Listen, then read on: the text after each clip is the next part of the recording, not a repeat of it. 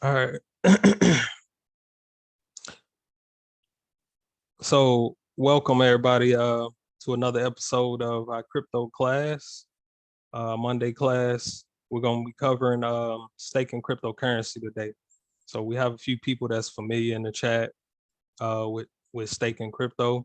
But what I plan to do in this class is to ensure that um, you have an understanding of what staking is and what proof of stake is before we get into the areas in which you can, find the best locations to stake crypto to earn that real good yield or that passive income. So let's go and roll into it, man. And like I said, it's D-Wiz, my dog Moody on here too, so he'll be able to chime in when he can to assist with the chat and any questions that y'all may have. So if y'all have any questions, drop them in the chat. If y'all want to stop me in between while I'm explaining something, y'all can hop and unmute and ask a question if something's not very clear. Um, so yeah, but let's kick this thing off. So Hey, real quick, D-Wiz. what up, bro? I'm about to text you. I don't want to say it out loud, so I'm gonna text you something and just figure it out, bro. Okay? Yeah, I'm about. All right, let me check it. I'm gonna text you right now. But You should text me already. It's all good though. But yeah, like I said, we're covering staking crypto today, and we're gonna go over a few platforms. And oh yeah, I got you, bro. Cool. We're gonna go over a few platforms and locations where you can make the most bang for your buck with the crypto assets that you currently have or potentially will have. So let's go and kick it off, man. All right, first and foremost, before you can stake any crypto, you need to understand what proof of stake is. So what is proof of stake? All right. And proof of stake is simply the second protocol that was developed outside of uh, Bitcoin's proof of work, which proof of work required, you know, computers to use their computing power to decipher algorithms to mine cryptocurrency, right? With proof of stake, you're not doing that. So it doesn't require any computing power per se to mine the crypto or to allow the blockchain to function, right? But with proof of stake, what it does is it validates transactions on the blockchain. So when someone, and I'm gonna get deeper into this as we go along, but just so you have a simple understanding of it, when you stake your cryptocurrency, you're providing a function for the blockchain and you're being rewarded for that function. So you're purchasing this asset and you're staking it or putting it in a position or place where it allows the blockchain to validate transactions based off of those assets that you pull into that location, right? And that's me kind of dumbing it down some. But then also, like I said, it uses a lot less energy than what Bitcoin would using the proof of work protocol or consensus mechanism.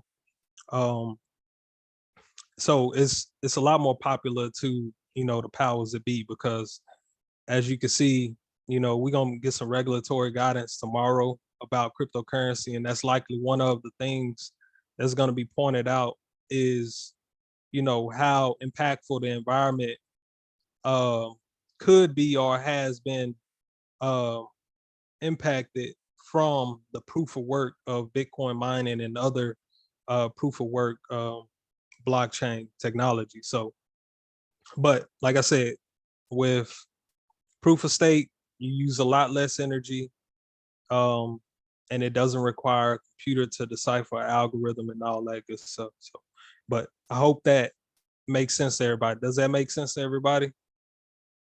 With proof of stake, give me a one in the chat if that makes sense to everybody.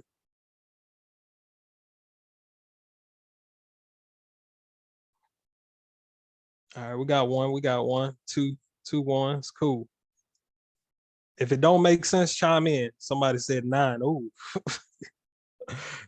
Give me Oh, a Z. Well, matter of that fact, give me a me what you say? tell everybody to create an NBA Top Shot account and type in 9 when it's done. Oh, okay. Okay, yeah, I'm just reading that now, bro. But yeah, Um, give me a 0 if it don't make any sense at all. Hopefully by the end of this, well, most definitely by the end of this, you're gonna have a better understanding. But I got a couple ones in there.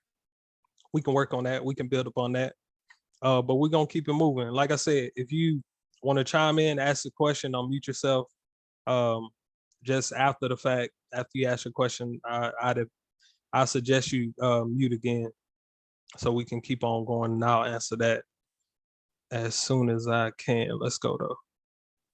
All right, understanding staking.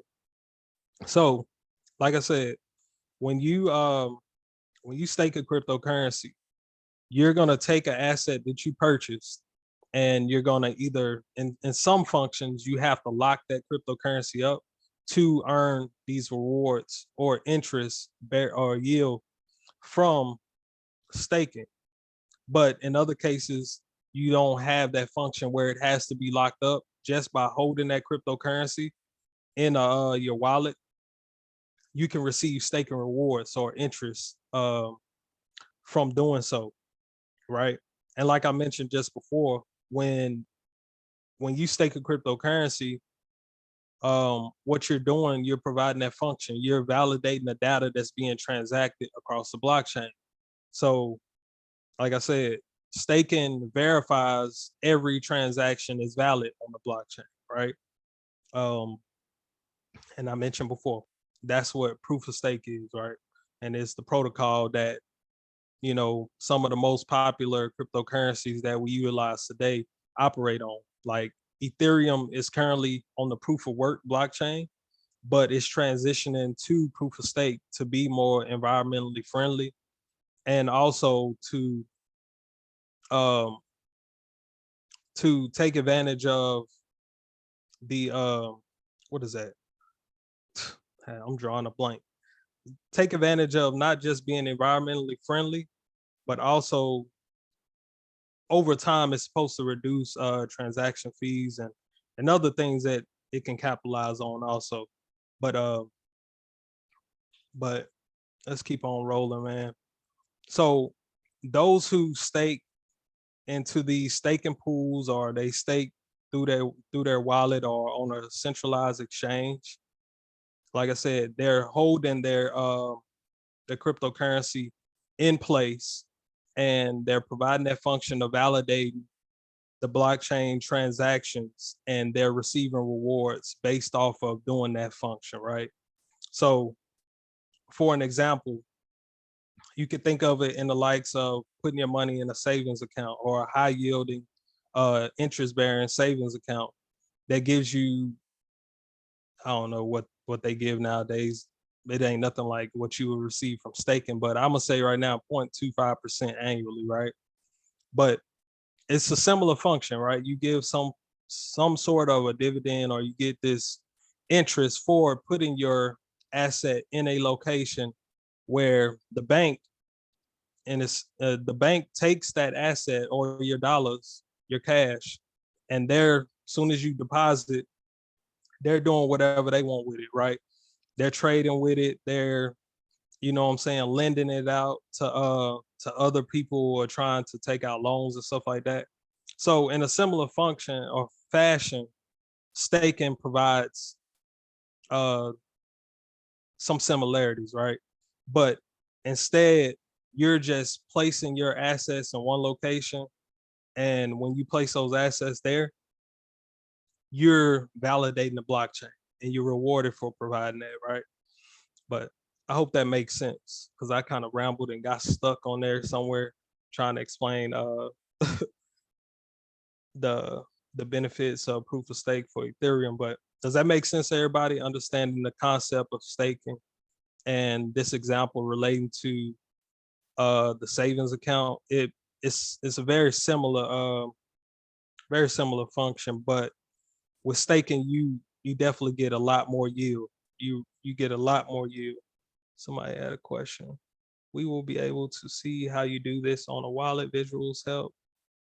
I'll try to pull up a wallet.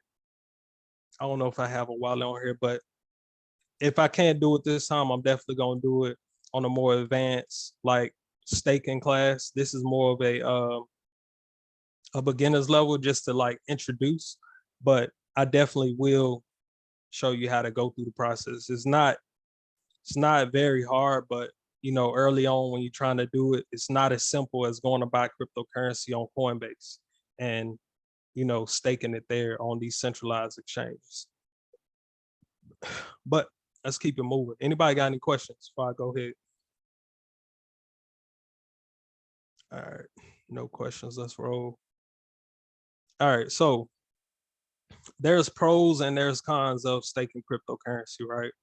The pros, like, it's more blatantly obvious, like you receive some form of passive income, right?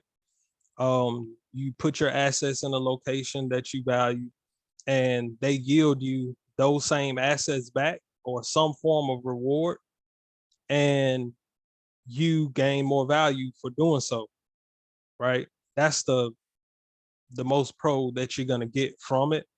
Um, I really can't think of any other pros besides what your primary purpose for staking is. Like your purpose is to get some yield back at a certain percentage rate or whatever, and you know, capitalize or compound your money, right? So that's a pro of staking. Now the con of staking is this, and there as a couple. So when you stake your cryptocurrency in some situations, if it's not on the centralized exchange, when you're using decentralized applications, sometimes they require a fee to initially stake, right? And you know, during that time frame of when you're trying to reap or regain that ROI, that return on investment for staking and that fee and getting that feedback, sometimes the volatility of the asset that you're staking can reduce in value like significantly or increase in value significantly, and it'll kind of like cause an issue with repaying back that fee that you paid, especially if it decreases in value like significantly, right? Because now you have a asset that depreciated, and then with it depreciating, now it's going to take you a lot longer for you to get your return on investment or ROI. So those are the primary things. Like there's not a long list of pros besides things that you can kind of make up on your own.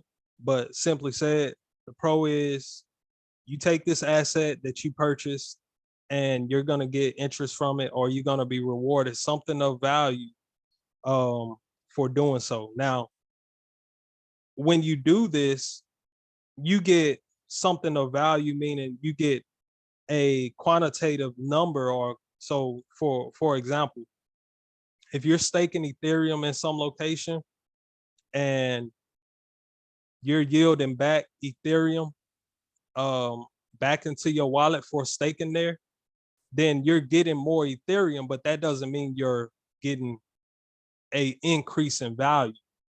And Ethereum might not be the best example because Ethereum is pretty strong, but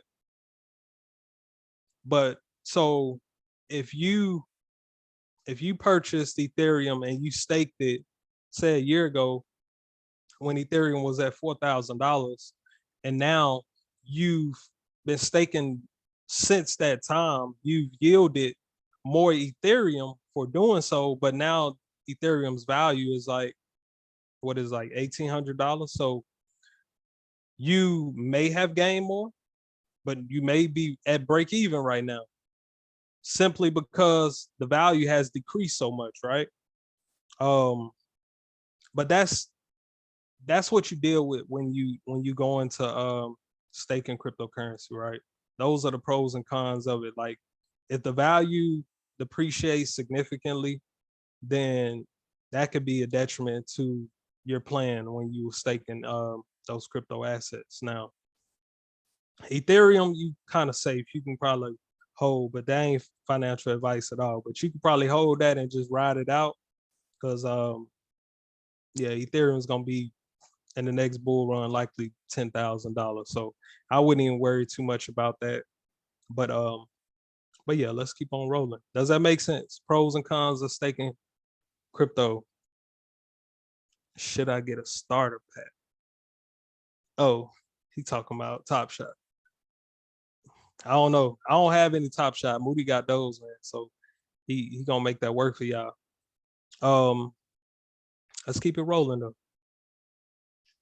So some popular crypto staking coins, and I'm gonna show y'all a list of them, but there's probably thousands at this point, right?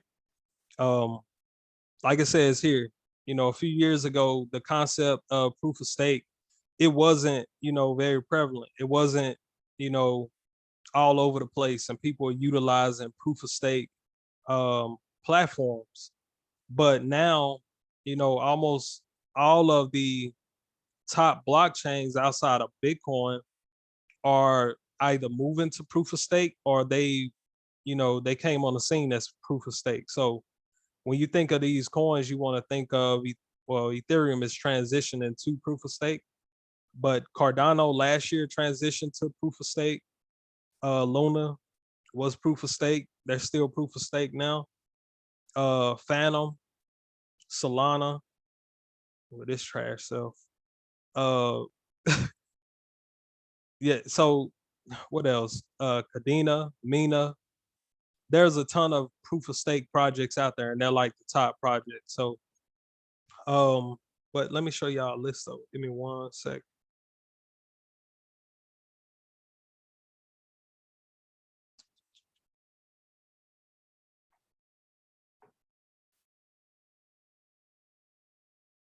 No, that ain't where I want to show y'all.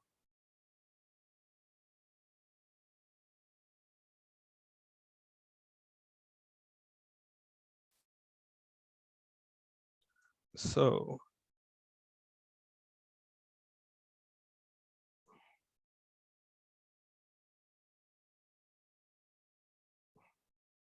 I don't think I pulled it up. Give me a second.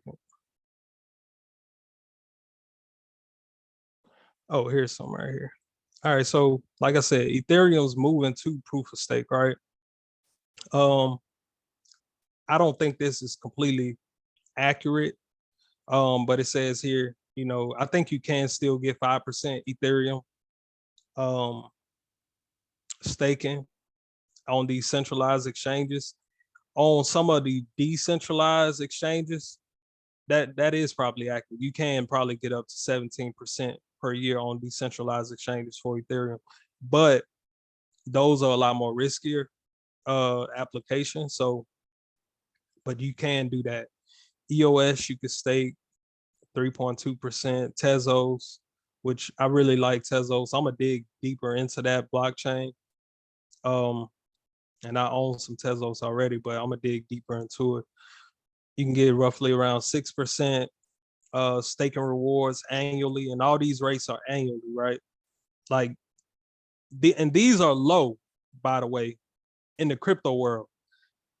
In the centralized world, with any bank, any high yielding interest bearing savings account, you won't see these annual rates anywhere. Now, to give credit to them, they also are using fiat. So the dollar doesn't, you know what I'm saying, it stays at $1. It's stable to some degree, right? When you don't factor in inflation, all these other things, but it's stable to some degree, right? With cryptocurrency assets, they can appreciate or depreciate. So, they kind of do have a benefit for these centralized locations with your banks and have these high yield and savings accounts, because they're more stable to some degree, but they don't yield these type of percentages. And if you hold long enough, hold on for dear life, like they say, like you can yield this and you can have what they call a compound interest. Like the value of that cryptocurrency appreciates, and you get an annual yield of 5 to 17% on Ethereum, 3.2% on EOS, 6% on Tezos. You know, Cosmos, they don't have it here, but okay, yeah, it is 7% on Cosmos, right? 24%. That ain't, yeah, this kind of old. I don't think they giving 24% on Cardano anymore, but Cardano, you can stake Cardano within their native wallet called Daedalus, and which I think I have it pulled up. I'll show you that a little later. Polkadot, you can get annual yields of 12% interest. So yeah, so like I said, these are some of the most popular large cryptocurrencies that are out there, or large meaning by market cap, that are out there that you can stake and receive a significant amount of yield annually. And not saying that they completely safe, but you know, they're some of the more safer assets that you can use or utilize when staking, right? But I will show y'all some that are significantly more higher than this, but they also are higher risk um, of depreciating and actually possibly going to zero. So, but let's keep on moving. Like I said, those are some of the most popular crypto staking coins. And I will show y'all some that aren't as popular, but they definitely yield a higher interest. Who is that? Dennis. I am bullish on SoFi as a company. Feel like they are the Robin Hood of banking. Yeah, I think I really do like SoFi too. I did have an account with them. I don't know why I stopped working with them, but yeah, SoFi is pretty dope. Do you need a minimum number of tokens for staking? That depends on the platform. Um, it's not a necessity in most cases to have a certain amount of tokens, but if you're like, I know it said it back there on one of the slides. If you're trying to create like a staking pool, like most of these cryptocurrency exchanges do, that's how you get your yield back from staking, is they create a pool, right? And you have to have a certain amount of cryptocurrency to start or be a validator, I would say. That's what they call it. So in order to do that, to become a validator for staking, yeah, you have to have a certain amount of cryptocurrency. But if you're just participating inside of a pool that's already established, then there's typically there's not a requirement, right? Because it's already been addressed by whoever created that pool, like Coinbase or crypto.com. Like that's how they yield back to everyone that contributes to that pool. They already began and create a validator node to make that work, right? I think it said back there, for you to become a validator, you need at least 32 Ethereum. I'm not completely sure if that's still accurate. But yeah, that's only if you trying to become a validator. But let's keep on rolling, man. Question: how do you feel about PancakeSwap? So I was really heavy on PancakeSwap, and we're gonna keep on moving in a second, but I'm gonna touch on this real quick. I was heavy on PancakeSwap in late 2020 and probably the first half of 2021. I do like what PancakeSwap is doing. I think they just created to where they have like a vault where you have to lock up your tokens for a certain period.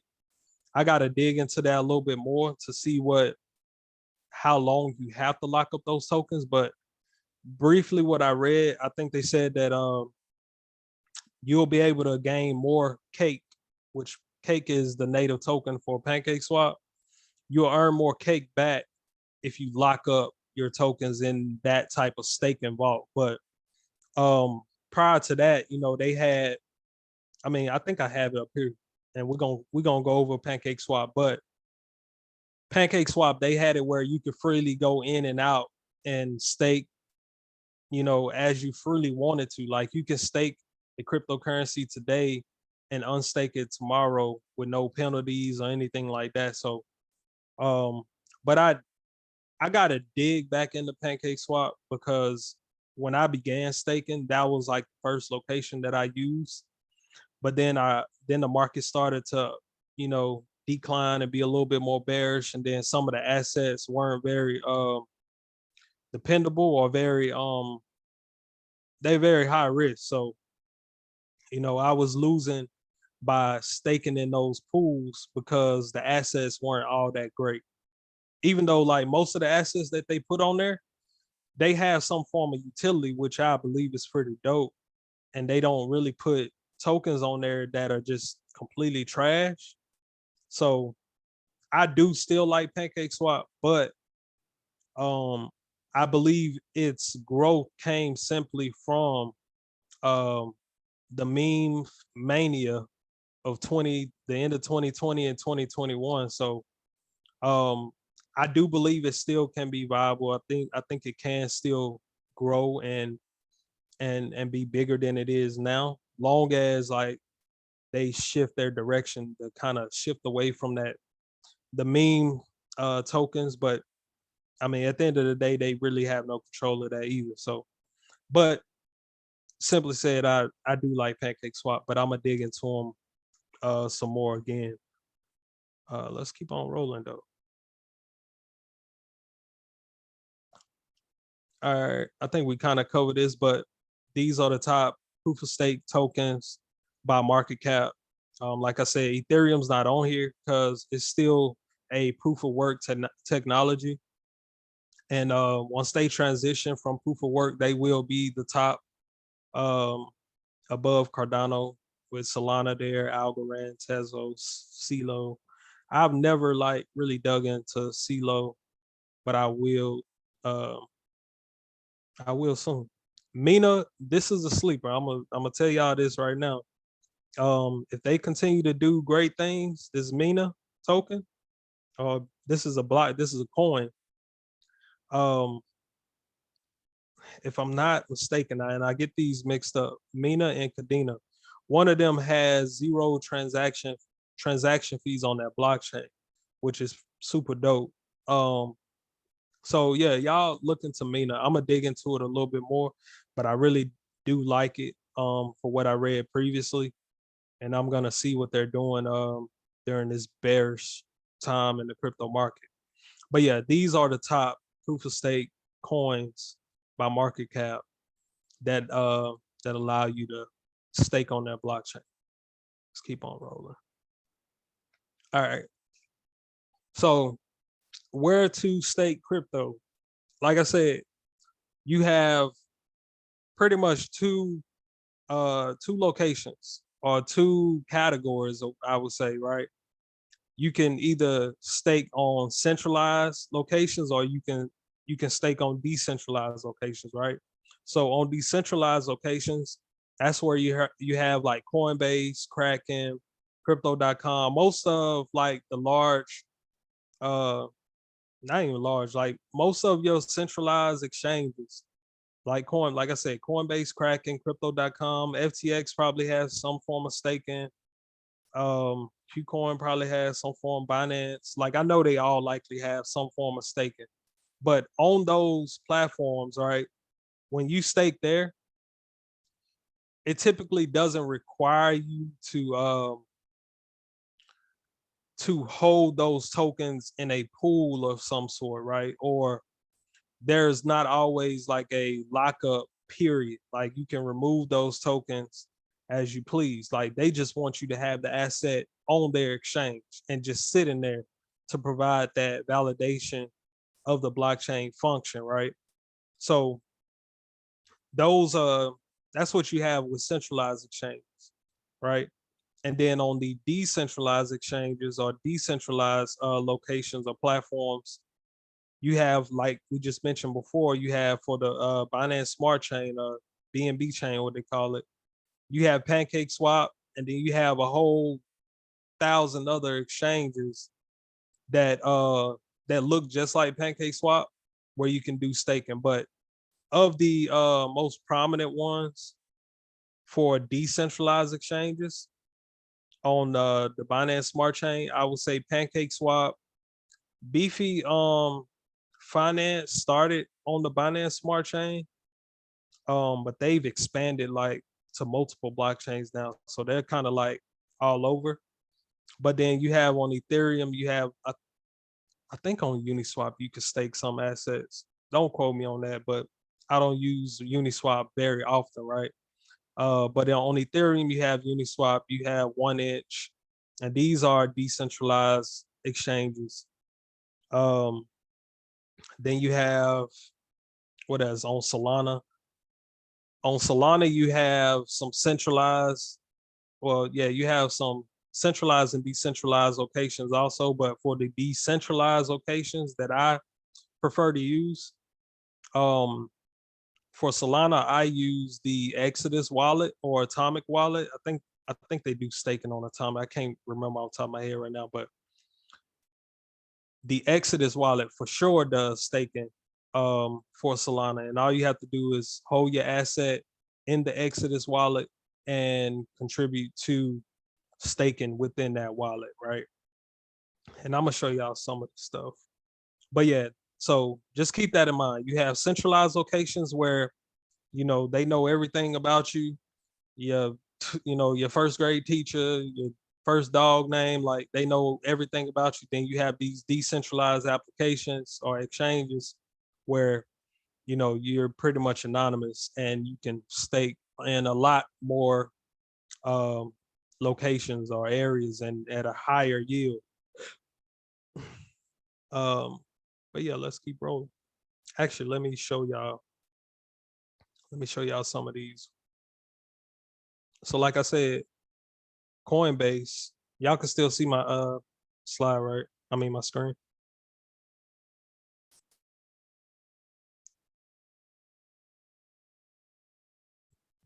Y'all can still see my screen. Can y'all hear me? Cool. All right, I got it. Yes. So like I said, Coinbase, they allow you to stake. You can earn 5.75% APY on your crypto. With Ethereum, you can earn 3.675, at Algorand 5.75, 5% Cosmos, and so on and so forth. And this will be under the centralized umbrella, right? And then you have Kraken. They allow staking also. These are some of the what is this? Yeah, these are some of their percentages. So you got 4 to 6% on Cardano, Cosmos, 12%. Uh, I really like Sama. Y'all look into this coin. It's pretty dope. It's on the it's actually on the it's a sister to the blockchain of Polkadot. So, but I really like this coin. They give 18% yield on Kraken. I was just talking about Mina. Get up to 20% for staking here on Kraken. Um, Secret. I gotta look into this one again. I read about it a long time ago, but they give a high yield here, 21% annually. Hey, D-Wiz, I Solana. got a question. What's up, bro? Why would why would sell for like one to stake? Like I know you're gonna talk about like the opportunities and stuff. But like why would one want to stake their tokens or even like say not even stake their tokens like ADA or some tokens that are very common, right? If you know about altcoins, but let's just say someone in the mind frame that's not invested in cryptocurrency or investing in some tokens but is investing to just stake and receive the benefits to staking, like why would one want to what would be a good example or a good uh reason to want to stake your tokens? To make your money work for you. Simple as that. Like you want to, like with cryptocurrency, we're still in our infancy of cryptocurrency to some degree, right? Like we got a lot of adoption in the past year, but we still have significant growth to go from here, right? Right. So not only do you have an asset that can, it doesn't have to, It can depreciate significantly, but it can appreciate hundreds of times over or tens of times over, right? You can have it appreciate, and you can have you can, for providing that staking function, you can receive more of that same asset or possibly a different asset of value also for Mm-hmm. providing that function. So it's almost it's like compounded interest. Like, you know what I'm saying? You have an appreciating asset and you're getting more of that asset for providing that function. So that's the, you know what I'm saying? That's why you would want to stake. Now, you don't want to stake every cryptocurrency that you have, because some cryptocurrencies, you know, you want to keep for the long haul. Some cryptocurrencies, like I have a preference, or I keep my cryptocurrencies in categories. I have crypto um where I'm gonna hold on to them no matter what, right? Like if the market goes down and Bitcoin go to $5, I'm gonna hold my Bitcoin no matter what. I'm gonna buy some more, right? Mm-hmm. Those are my currencies that, you know, despite anything, I'm gonna hold on to them. And Real those quick, are currencies also that I will stake, before you right? keep going, I got a question. The cryptocurrencies that you will hold, and whether there's a bear market for several years, and you would not sell at all any of those assets. Um, are there many of those, or is that very few? No, it's very few. It's very few. It's a very short list. Like, so I have those assets that, you know, that and I'll say this. So those assets I won't sell out completely, right? I may trim off the top. So when Bitcoin went to 69,000, yeah, I would consider trimming off the top, right? Right. And diversifying into other assets, right? But I'm never gonna completely sell out of an asset like that. So my short list of assets like that is really Bitcoin and Ethereum. I can't speak for anybody else, but those are the two assets that I foresee surviving, you know, The turn practically anything in times. cryptocurrency. Now, to dig into other assets that, you know, I deem very valuable and, you know, they have some form of utility, these are my tradable coins. These are ones that, you know, I can hold for 3 6 months, a year, but ultimately I'm trying to get as much value out of them so I can contribute back to those top assets that I'm gonna hold no matter what, you know. And that's why I say I have that short list. And right now it's really just Bitcoin and Ethereum. Cardano is teetering there, you know. Luna was teetering there into what they did. Um, AVAX is coming over there. So I have some assets. I mean, those assets I'm going to contribute to from these tradable assets, meaning I don't care if it was Solana. Like I sold all of my Solana, and I mentioned this in the last class or the class before that. I bought Solana at $23. I sold it 200 and some dollars. I sold it all, or I bought NFTs with it. But and I pushed that into a more valuable asset that I, you know, feel like I can hold for an extensive amount of time, like Bitcoin and Ethereum, right? So I have these long-term assets, I have tradable assets that I can hold for 3 6 months to a year or possibly longer, but I'll eventually take whatever I earn from it into a more valuable asset that I want to keep for forever, right? And then I Right. have another category of assets, and these, and let me go back real quick. So those tradable assets, yes, I'll stake them also, but I'll only stake them primarily in a more bullish market or more stable market. Like I'm not staking these tradable assets in a, you know, unstable or bearish market. Like that's just my personal Makes preference, sense. Makes sense, right? because if we're staking it in a bullish market, then we got in at a discount, and also we're receiving more tokens, depending on if it's yearly or 3 months or 6 months, or depending on how it's allocated. Some of them have a monthly stake, right? So Right. I see. saying, right? So like, regardless of the fact, if we're in a bull market, I continue to make money. You know what I'm saying? And my assets continue to appreciate. And then you can just take those assets that you just made and then go ahead and invest into another asset that you feel like will do better in a quicker time period. Right, right. That's a fact. And right now, I'm I'm staking very little cryptocurrencies, but my last sector is my small cap meme token that I really don't care nothing about. I'm not staking any of those. Like I went through a period where I was trying to capitalize on staking assets like that on PancakeSwap, which I think I got it pulled up on PancakeSwap. And the fact that they would rise up so fast and then sell off so quickly, you know, and it would drop below what you got in at, like whatever you staked for the time period that you stake, like you're not gonna recoup that value or get your return on investment for staking for that time period if the value of that cryptocurrency goes to little or nothing.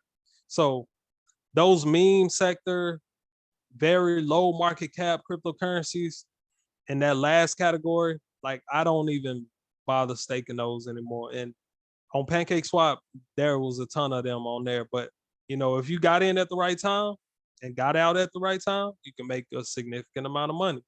But it just don't always work like that. Hey, I got a question, bro. Do you still use the Celsius wallet? I never use Celsius.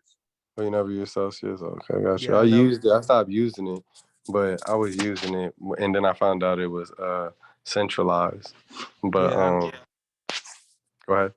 yeah, I never use it. I know they. I mean, we're gonna have a class on this, but I think Celsius allows borrowing against your assets in it. I know somebody that was doing that, and I believe it was on Celsius, but Celsius seemed to be dope. I don't have no, gripe against centralized locations. I just prefer not to leave my assets in them because, you know, Yeah, nacho keys, nacho cheese. exactly. So Say nacho keys, nacho cheese, right? Um, uh, Let me pull this one up. Like I said, crypto.com, they have a staking options also up to 6%. What is 6% on Bitcoin? That's kind of crazy. I'm honestly thinking about staking my crow, to be honest, but I'm doing a little more research. Yeah, that's this kind of crazy. I'm gonna have to read up on this here. Bitcoin 6%. What does this PA mean? I don't know, but crypto.com offers staking, so y'all look into that. Up to 14.5%. You got a question in the chat. What wallets do you recommend? So for a lot of assets, I recommend for staking purposes. If you want to get into some of the PancakeSwap staking, like they still have some viable assets that you can benefit off of. I would say use either MetaMask or the Trust Wallet to stake on that platform.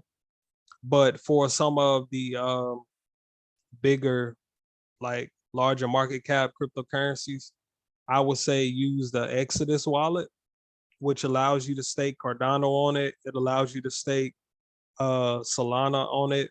And I believe it's in our Discord server. I'll check. If it's not after this class, I'll drop that wallet in the DeFi wallets. But Exodus is a great wallet for staking, and it's a just great wallet in general for holding your cryptocurrency.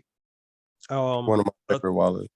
Yeah, Atomic Wallet is pretty dope. Also, it has like some of the most cryptocurrencies in a wallet that you'll see out there. Like you'll see a ton of wallets in the Atomic Wallet.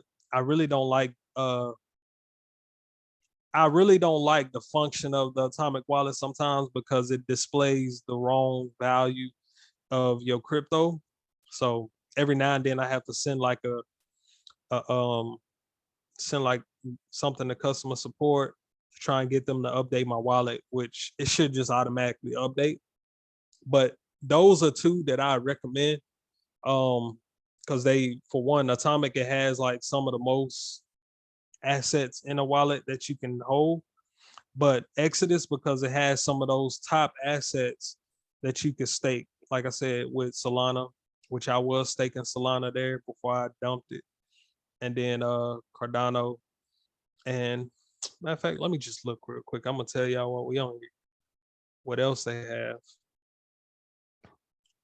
You also But got, hold on, I'll read them to you, bro. Somebody asked, and Shamika Miss Boss asks, and how can I do this with my crypto on Robinhood? Do I need to transfer them or something? okay, so unless you have, and I don't know if it's in effect already, but unless you have that DeFi wallet that Robinhood created, then you won't be able to transfer your crypto that you have in Robinhood to any wallet because um simply said, when you purchase cryptocurrency on Robinhood or Webull and it's on the actual like platform Robinhood and not in like Robinhood's DeFi wallet that they have, you don't really own that cryptocurrency. Like you don't have a private key that shows that you're the custodian of that cryptocurrency, right? So in order for you to get cryptocurrency and stake it in a wallet or on another exchange or something like that, you'll have to sell that cryptocurrency on Robinhood and go buy it again. Like that's the easiest way to do it. That's the only way that you can do it. You can't stake anything on Robinhood because the assets that are on Robinhood actually owns those. They're more so allowing you to just hold them. So I don't suggest or recommend, and it's never financial advice, but I don't suggest anybody purchase cryptocurrency on exchanges like that or like Robinhood where you don't actually own it or you can't send it somewhere else, right? They don't even allow that function. So um but yeah, that's my little beef with Robinhood. They need to deploy and push everybody access to a DeFi wallet so they can have all their crypto. So like I said, on the Exodus wallet, they allow you to stake VeChain. VeChain I really like. It's a dope project. They allow you to stake Solana at 4.85% APY, Cardano at 4.91%. And it's probably a lot more, but that's all I have on my list right here. But yeah, Exodus wallet is pretty dope. So I recommend that one for sure. And when we get into a more advanced like staking class, then I could show y'all like in the wallets and how to actually stake on these platforms. I'm gonna show you a little bit here, but I'll actually go through the function of staking those assets. Give me 1 second. We're gonna go back here. Okay. So like I had mentioned before about Beefy Finance. So these are your decentralized applications or exchanges, if you will, that allow staking opportunities, right? Now, the function that you have on these platforms are slightly different than what you do on like a centralized exchange like Coinbase or crypto.com or any of the ones that we just talked about. On like Beefy Finance, so in most cases, you have these liquidity pools, which in these pools, and I think we're supposed to talk about this on the slide, but I'm gonna talk about it here. In these pools, you typically have either one single asset or you have a dual asset, right? And you stake them. You stake that one asset in one pool and you earn yield from it. Either it be that same asset or something else. And then with the dual staking pools, you have like this one here. It says BTC and Ethereum, right? So what occurs here, you purchase both of those assets and you stake them into a liquidity pool and you earn, let me see if it even say it here. It don't tell you what you actually earn here. But you actually earn you earn something from here. Either be Bitcoin or Ethereum or both. I'm not for certain because I ain't pulled this thing. But yeah, so but on the decentralized exchanges like these and like Beefy, like I had told y'all earlier, Beefy began on the Binance Smart Chain. Okay, here you go. BNB chain, right? So, and I didn't have PancakeSwap pulled up on here, but Beefy Finance acts in a similar fashion like PancakeSwap. Like I said, these are, dual asset liquidity pools where you have to supply BNB or and USDT to earn the yield of 26.97%. Oh, dang it. Did y'all see that? As I was talking, this thing said 26.97%, and then it dropped to 22.37%. That's crazy. See, and this is why I mean on these decentralized platforms, they can be a lot more high risk. They can change very fast. And it just did, unless my eyes playing tricks on me.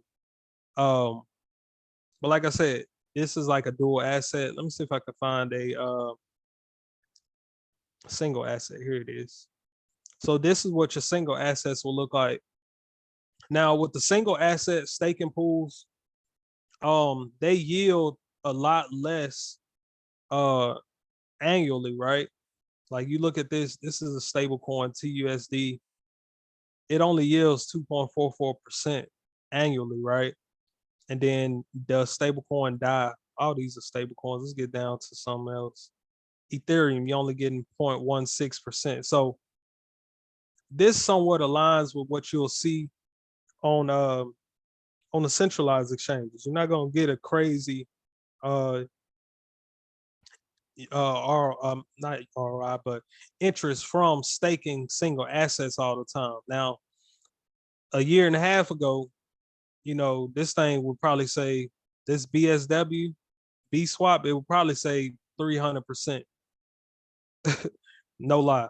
But now it's down to 34%, right? BUSD giving you 5.38%. See if any of these see a lot. Banana, Ape Swap. What is but yeah. So like I said, on these single asset pools, you get a lot less yield in some cases. Like you see this one, let's say 57%, but likely this is a lot more high risk. I don't even know what this Coco thing is, but you get 125%, 125.22% annually for staking this asset, right? So you would simply buy this asset, come to this pool, and connect your wallet. Actually, you can buy it here. See, I ain't been on Beefy in a minute, but you can buy it here and stake it here. But likely after you connect your wallet and everything, you'll be able to go inside here and stake, deposit, withdraw whenever you choose to do so. This is a vault, so it may be a locking function. It may require a certain amount of time that you have to lock up the asset. But yeah, Beefy is pretty dope. Outside of PancakeSwap, when I was staking heavily on the Binance Smart Chain, I would come to the Beefy's platform. And some time ago, they used to allow you to stake even synthetic assets of stocks. Like you could actually stake Tesla in crypto on Beefy Finance. Like I don't think they have that function anymore because they were having some issues where they were getting. It wasn't Beefy specifically. It was another project that was providing those synthetic assets, and they was getting some regulatory like heat for creating synthetic assets that mirrored those actual stocks or whatnot. So But yeah, this is Beefy Finance. It's pretty dope. Like I said, it's been a minute since I've been on here because like I said, I'm not staking a lot of cryptocurrency right now, especially in these decentralized locations, um, or decentralized exchanges, I would say, because a lot of them have like those meme-ish or crazy high APYs is not really sustainable in here. But let's check this blue chips out. Okay, that's the normal stable coins, beefy vaults. We just touched that. These were the liquidity pools that we were talking about before. But yeah, that's Beefy Finance. And this will be on all of these blockchains here. Like you can provide a function of staking on all of these blockchains using the Beefy Finance platform. So that's BNB chain, Heco, I don't even know what that is, Avalanche, Polygon, Phantom, Harmony, which is a dope project, Arbitrum, CeeLo, Moon River, so on and so forth. Like you can stake a ton of assets on Beefy Finance, right? And I thought I had PancakeSwap pulled up, but PancakeSwap has practically the same function. But we're gonna pull up a cousin of PancakeSwap, and it's called SundaySwap, and it's utilized on the Cardano blockchain, right? So this is one of the primary areas where if you wanted to stake on the Cardano's blockchain and use some of the tokens that they currently have listed on Cardano, you can stake them here. And the Sunday/ADA liquidity pool yields back 46.2%, 46.2% annually. But like I mentioned early on in the class, some of these, pools require a fee. So when you purchase your assets and you come to stake into this pool, you'll have to pay this fee. Now it's not a significant fee, but when a lot of times when people get into staking, like they want to, stake one day and then they look at it and they like, man, I ain't made no money for this. And then they pull out and then they realize that they had to pay that fee and they hadn't paid it back yet. So now you even got less assets than you had before. So you have less value than you had before because you didn't allow your assets to sit in that pool long enough to at least pay that fee back, right? So just keep that in mind and look for that when you try to stake on any of these decentralized exchanges.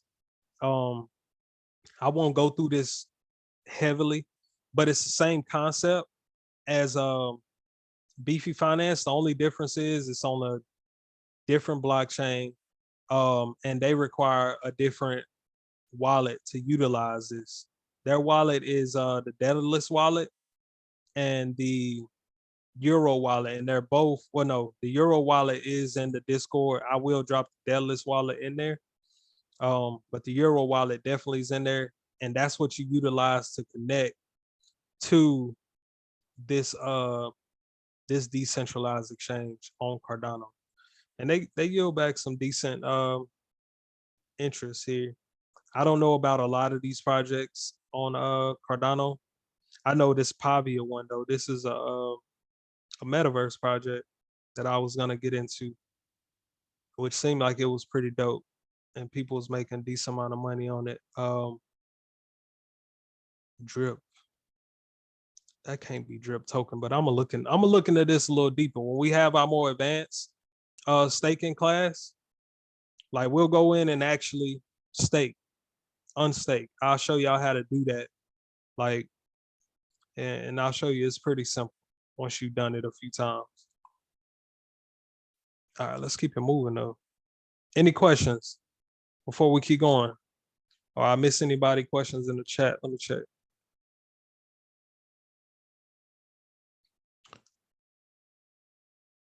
Who is this? Dennis said, let me go back some more. I have most of my coins in crypto on Webull. Can I transfer them? No, you cannot transfer assets from Webull. They act the same way that Robinhood does, unless you have that DeFi wallet that Robinhood just created. Then you won't be able to transfer assets from Webull to anywhere else because Webull actually own those assets. They just allowing you to function to buy and sell. That's it. So Dennis said, hopefully everyone is familiar with public-private keys as it relates to cybersecurity, aka crypto. Yeah, that's a fact. And if y'all got any questions about that, like I can explain it a little bit more relating to public and private keys and crypto in general. Kassan says, I'm down big on a lot of my crypto. What should I do? Take a loss and buy them in different places. So I'm not a financial advisor. I don't know exactly what your portfolio looks like, Kassan, but depending on which cryptocurrencies you have, and like you can hit me offline in a DM and we could talk about it, but depending on what cryptocurrencies you hold currently, like I could suggest what I would do in that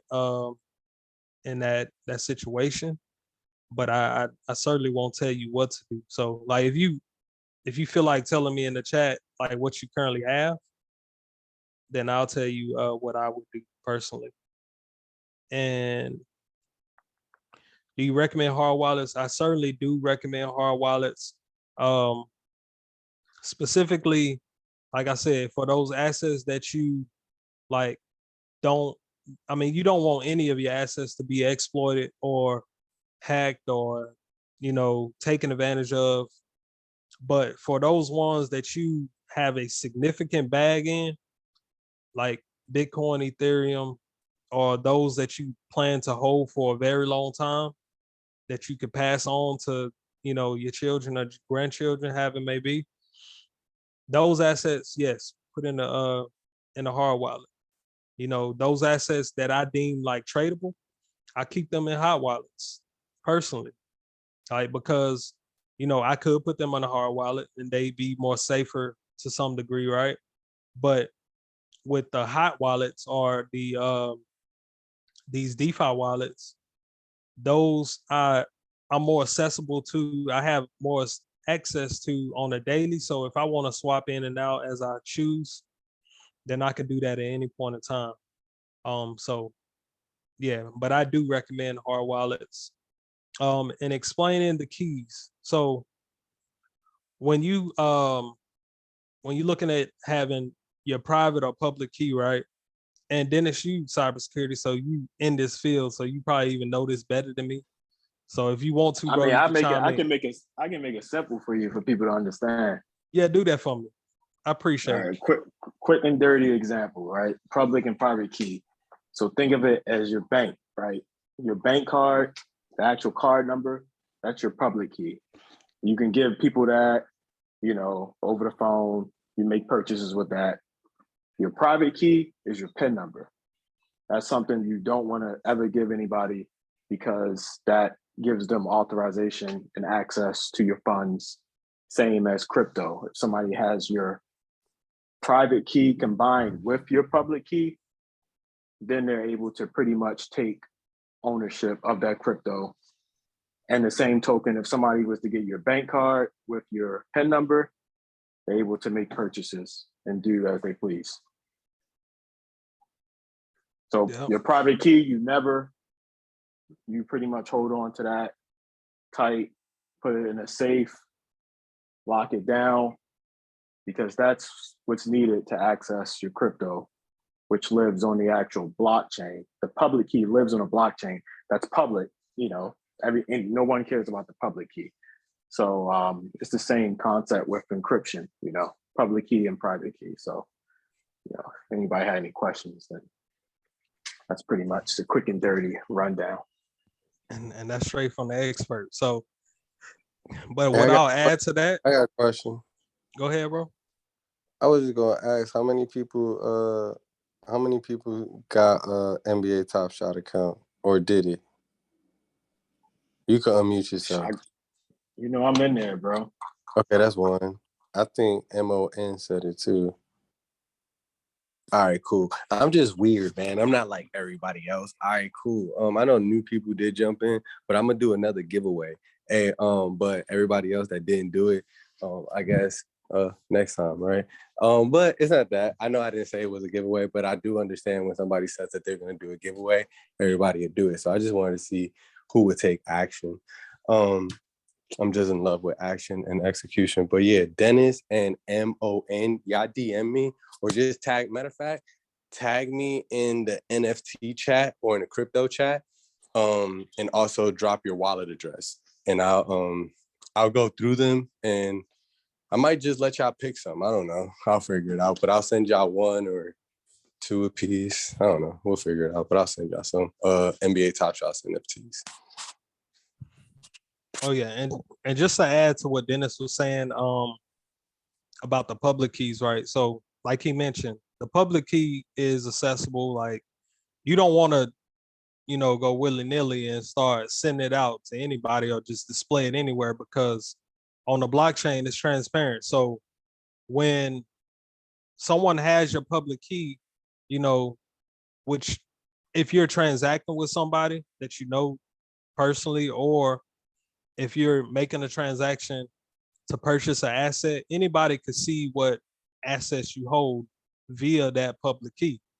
Now, they can't take anything from you unless for whatever reason they exploit you somehow. Like, but they would need your private key, or they need you to sign an agreement through on the blockchain of some function, right? But just keep that in mind. Like, your private key, you definitely want to write down and store it in a place outside of where you keep your digital wallet. So don't keep your private keys on your phone if all of your wallets are on your phone. Because if somebody finds that phone and they see that you have these crypto wallets and they go looking to see where you keep your private keys, they have, well, already, they likely already have access if you don't have any locks, anything on those wallet applications. But if they are locked, and or if they're unlocked or whatever, and you have those private keys like in your notes or anywhere, and they find them, they can send all your crypto assets to wherever they want to. But to go back to speaking about the public key, like I Hey, no, said, D-Wiz, whatever. you just heard what you just said? What I say? I'm trying to make you think of something. I don't want to say it for real. I know it's being recorded. Say it. I don't care. No follow. What about it? Notes, updates, public. You made me think too hard, man. You know I had crypto public on the key. brain now. I just put it like this. Okay, it's just gonna. I'm gonna kind of put you out there, but it's okay. People should know. But like you're the treasury when you was, you know what I mean, paying people and Oh yeah, allocating. yeah. You Like, can see everything. yeah, that's what I'm saying. But would that be in effect too? Like when we had the public keys up there as well? Yeah. So like I was saying, like, so you don't want everybody to have your public key. Like, that's how That's that's me. how I'm able to see like Gary V's wallet, because for some way, some form of some way, people found out what asset he held, and now the world knows what Gary V has in his wallet on Oh, a that's daily. Like, I literally have a tracker to tell me when Gary V goes to buy an NFT, and it hey, please alerts tell me. me, bro. So I have an alert that tells me when Snoop Dogg goes to buy an NFT. So when So I you get track that you alert, the well. thousands of people, yeah, I got a well wallet watcher. So that's how valuable your public key is also. Like, you know, people can track what you're doing on the blockchain. So like I said, you don't want everybody to know what you have, but like I said, also those assets that you have a ton of, and that's why I'm glad somebody asked that question about hard wallets. when you have Hey, a ton of an hey, asset, you want to put hey. that asset on that hard wallet, right? What you about to say, Moody? Before, because I know you about to go. You as soon as you go into the hard wallet, you're gonna go crazy. I just want to say this real quick. And how many people on here? 19. I'm gonna say, please listen to me. I will want y'all to listen to this. Seriously, I'm saying it from the heart. But look, seriously, learn as much. You see how y'all learning options? Learn as much as you can about cryptocurrency right now. The reason I tell you this is because when I learned, like, when I got educated about cryptocurrency, it was in a bull run. And the FOMO, if you think you're feeling FOMO and options, the FOMO in crypto is entirely like 100 times more. I promise you. When you see coins that are flying from under a penny to 50 cents to $4, just think about think about if you only had 1,000 coins, or Look, just think about if you had, they're cheap right now. Just think about if you had 10,000 coins, and I'll make it sweet. Think about if you had 1 million coins and they were under a penny and it hits $1. It'll right. change your life. I promise you. Just do the math. It'll change your life. I don't like talking numbers because that gives people FOMO, but do the math. I promise you, 1 million tokens at 0 cents, right? There's a lot of tokens that's like that, or even 1 cent. And what will be the value of it at $1, right? It's best under a penny because you don't got to put so much more capital. But the reason I'm also saying this is because once the bull market starts again, especially for cryptocurrency, and you see Bitcoin start flying, Bitcoin hit 40,000, I already know it's too late. If Bitcoin hit 40,000, every altcoin took off with it. That's how it goes. If Bitcoin is consolidating and dropping and consolidating, don't touch the altcoins. Touch Ethereum, if anything. But this time period right now will be best to educate yourself so that you can be well prepared when that happens. You'll leave trading options or stocks and be like, nope, I'm focusing on crypto for the rest of this week. And you can, liquidate a couple of your stocks or however you trade, right? Taking some of your profits and then putting it over there, and also picking D'Angelo's brain, like, yo, D'Angelo, what you think I should do with this? Or, just picking, or even my brain, it doesn't matter. But I promise you, cryptocurrency will change your life quicker than a stock would. That Would is you agree with that? Yeah, that is for certain. It's a possibility for sure in the bull market. Like Mm-hmm. there's a story out there about a token called Doge token that not many people know about. And yeah. Yeah, I know about that token. You talking about what, Doge token or Doge token. You not got Doge Doge coin? coin. You got Dogecoin. Dogecoin. But no, Doge this is Doge. Doge token. There's a lot of people that made a significant amount of money. They went from 3 figures to 6. Yeah, I mean, I just to piggyback on that, I bought Doge when it was like 5 cent, I think. Ran it up to the Elon height when it was like 75, Mm-hmm. and used that to buy Ethereum. So, Oh yeah. Yeah, that was the move. That you imagine how much Ethereum was like. What was the Ethereum high? Like 60 something, 6,000? No, I it think we was got up to like what? No, it was like 45, right? yeah, 45, 46. Yeah, I bought it at I bought a couple of Ethereum with my Doge. So yeah. so yeah, you imagine how many coins I had. Okay, I get. Hey. Yeah, Dennis, I get you now. That's what I said, bro. Because I was like, hold on. No. When I was talking to you about like the perception and if you was to walk into Gucci and he's like, I'm not gonna look at the price. If you was to walk in, I'm trying to get him to understand something. If you was to walk in Ferrari, I'm not gonna look at the price. You've been in crypto for a minute. I feel you. Yeah, bro. I know. I was watching that, so I was like, "Yep, that's what I'm gonna do. I'm gonna use that Doge." And I was tracking it, and I knew Elon was gonna pump it up. I was like, "Yep." Saturday Night Live, I sold that night. You saw what Elon did? Issue Exactly. He did it with Issue, baby. He baby ran it up. the Elon token, bro. He that dude right there, bro. He just be blessing people. Yeah, he was a detriment to the market last year too, though. He when he was talking about Bitcoin not being environmentally friendly, that made the first crash last year. But I'm gonna keep moving, man. I missed somebody's question. Who was this? Nelly. She said centralized exchanges, they make you hold the coins, and decentralized centralized exchanges, you can take your coins freely, correct? So they all function differently. Most centralized exchanges, I don't believe they require you to hold your cryptocurrency, or they don't require a time frame, right? Where they have to be in place.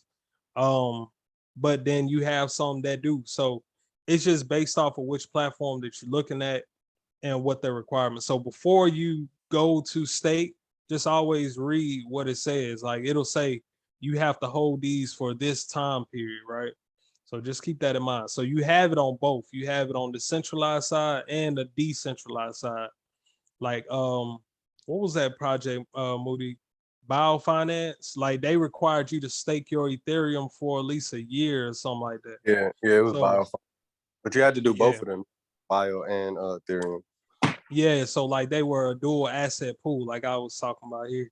Well, I've already spoken about this, but what I do want to key on and mention, like with the single asset, and I did speak about it briefly. Let me hop back in here real quick. So on the single asset staking pools, like I said, you have a lower annual return, which I showed y'all that, where the returns were a lot less than those dual assets. Those dual assets, they had a significantly higher APY, right? But the issue that y'all want to key on is impermanent loss, right? Now, I'm gonna try to explain this as easy as I can, but the simplest thing to understand about impermanent loss, when you stake a single asset, you don't have an issue with dealing with impermanent loss. When you stake the dual assets is when you have issues with impermanent loss. So with impermanent loss, what occurs is when you have two assets that you stake together in a staking pool, and one of those assets significantly increases or significantly decreases, what occurs in the background, this is what's happening. You have arbitrage. I'm gonna get a little deep briefly. You have arbitrage bots that are trading within that pool to try and balance that pool out.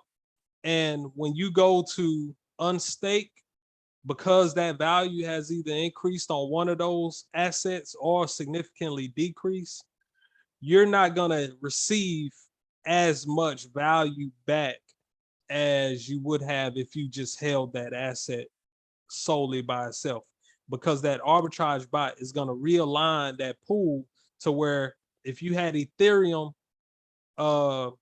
in that pool and you had a stable coin in that pool, and Ethereum goes up from 200, well, I'm just $200, and this is just an example, to $400, then an arbitrage bot will come in there and kind of realign that pool.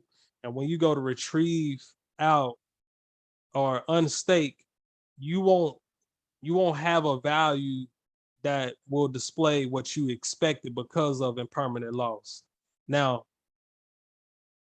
I don't really want to dig into that really more deeper than that, but I just wanted y'all to understand that with dual assets, you have a risk of impermanent loss because of the fact that an asset can significantly increase or significantly decrease.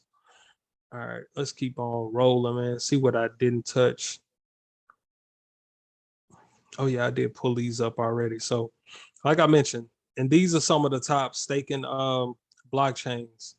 Ethereum, you can stake on Ethereum, but it's not a proof of stake blockchain yet.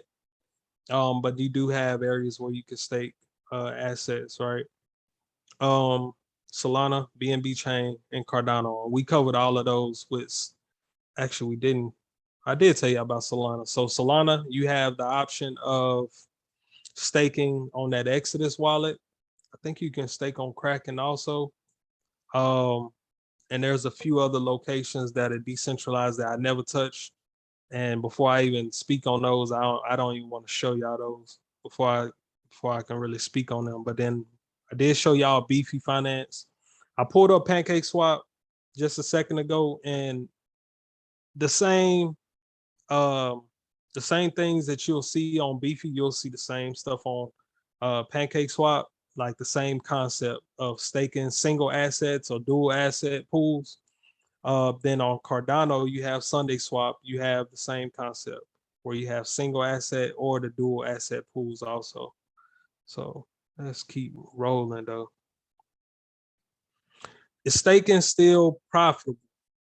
Um, in the long term, and I kind of briefly touched this before. In the long term, staking can be profitable if you have a asset that will, or you believe will, be sustainable throughout a crypto bear market or crypto winter or whatever you want to call it. So like Ethereum, people stake Ethereum in a ton of different places. I believe Ethereum will survive any bear market because it is the number one smart contract blockchain. It is like the top king of all of the blockchains outside of Bitcoin, right? So if you believe that or first and foremost, if you believe that a cryptocurrency can sustain through multiple bear markets, yeah, stake that crypto asset if it's a asset that can be staked. Like I would suggest that, like, stake that asset. But if it's something like what's a crazy, I don't know. I ain't gonna beat up on SHIB today because SHIB actually could survive a bear market too. But any of those assets that you just feel like are high risk, yeah, it may not be worth staking that asset because it may lose more value than the assets that it's giving you on a daily. You know what I'm saying? Or on an annual basis. Like it may never reach the value if it's down significantly, like most cryptocurrencies are down from what most people have gotten into them in the past year and a half. But if with those assets that are very high risk like that, like they may never recover back to where they were previously. So like I suggest go look at like a 5-year top 100 cryptocurrencies and see how many are still within that 100 now. Like it's still a lot that are, but there's even more that aren't. So just keep that in mind. Like, yeah, it still can be profitable, but with certain assets that you deem that will outlive bearish sentiment, regulation, quantum computing, like anything that's a bad catalyst to cryptocurrency. Like think about, will this cryptocurrency survive that type of market, right? Does that make sense to everybody?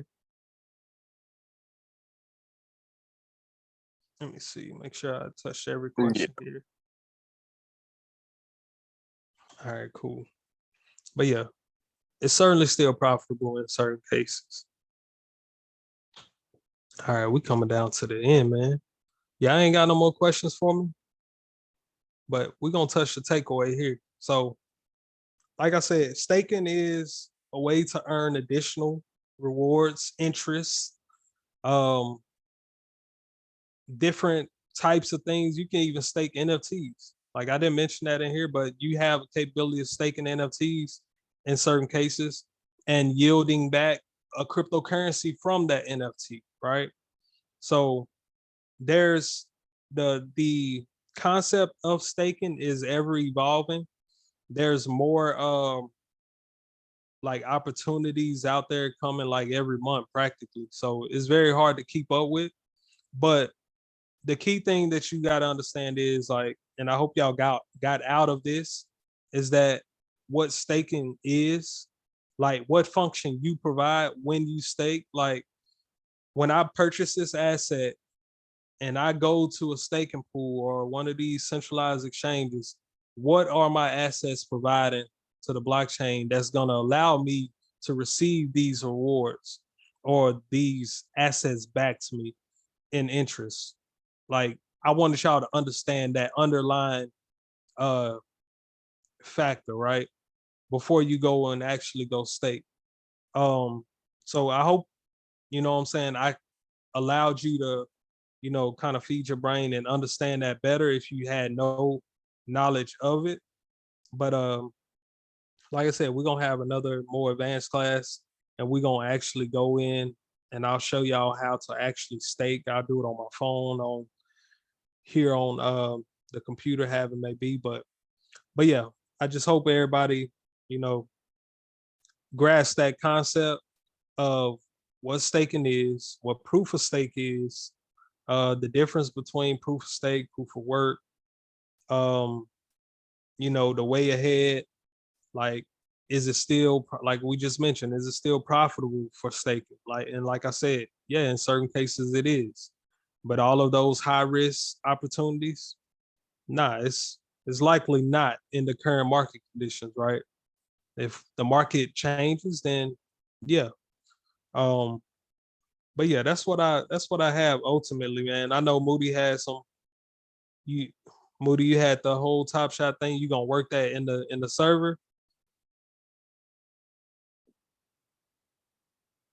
Yeah, so I'm actually talking to Luann right now. For Luann, Dennis, and Mon, MON, tag me y'all three, since y'all did it.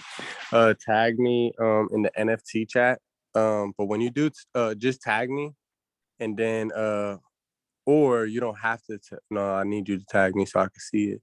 But tag me and then send another separate text with just your wallet address. Like send a tag like at Moody, and then send another text that just has your wallet address, so I can be able to copy and paste your wallet address, because I can, but you don't want me to try to type out your wallet address, because if it's an uppercase, lowercase, or whatever it is, it goes to a different wallet.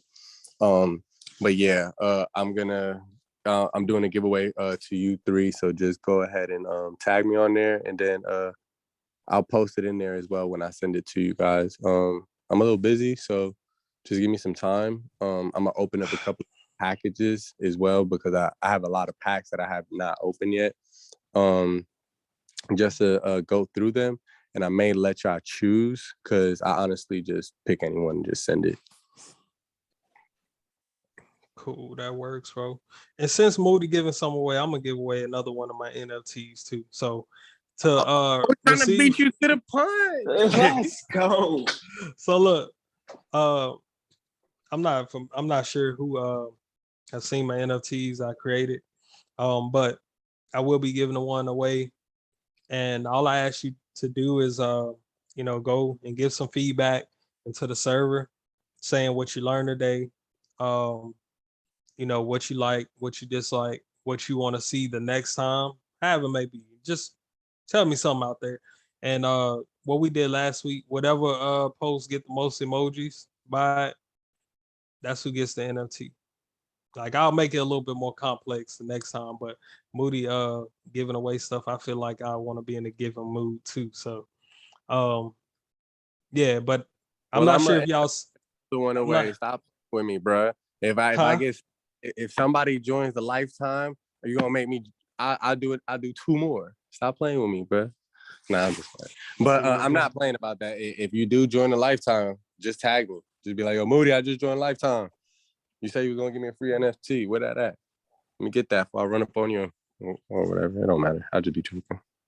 Yeah, so for my NFT, you need to install the MetaMask wallet. It's inside the DeFi wallets channel. So yeah, just install the MetaMask wallet. Give me some feedback in the server. You know what you learn, what you like, dislike. You know, whatever you like to say regarding to the class, and let's continue to build from here, man. I appreciate all you. What you talking about, Jordan? But yeah, man. like and again, I appreciate all y'all being here. I know a lot of people there in the server heavy on the options trading and the forex, but certainly y'all get your feet wet in crypto. You know, it's Hey, D-Wiz, can I share my whatever. screen? Can I share my screen? I just let them choose Yeah, right now. yeah. Let me stop real quick, bro. All right, cool. I just logged in. I gotta add you too. I know. I don't think it's NFL. Does NFL have one set up? I know they were talking about it. They were The working on it. NFTs. Yeah. They were working on it. Is recorded, D-Wiz, or should I not have this recorded? Because Oh I no, I kill it. definitely Yeah, I'm gonna want to kill get some the NFTs for NFL.